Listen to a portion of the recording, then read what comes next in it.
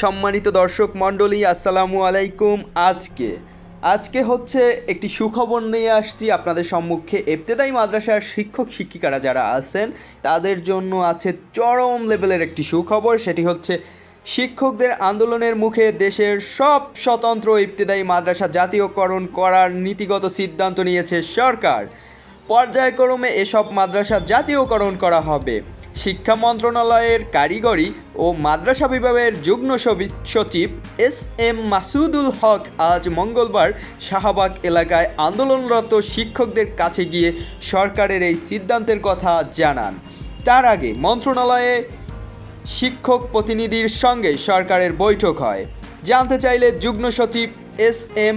মাসুদুল হক প্রথম আলোকে যা বলেন তা হলো, প্রথমে পর্যায়ক্রমে এসব মাদ্রাসা এমপিওভুক্ত করা হবে, তারপর জাতীয়করণ করা হবে।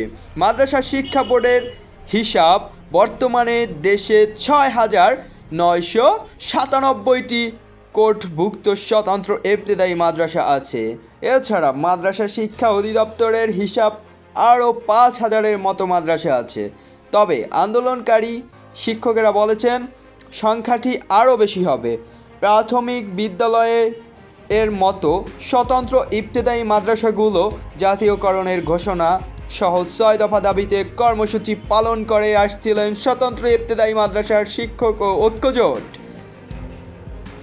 গত রোববার শাহবাগ এলাকায় ইবতেদায়ী মাদ্রাসার শিক্ষকদের সঙ্গে পুলিশের পাল্টাপাল্টি ধাওয়া এক পর্যায়ে সাউন্ড গ্রেনেড ও জলকামান নিক্ষেপ করে পুলিশ। এ সময় লাঠি পেটাও করা হয় পুলিশের।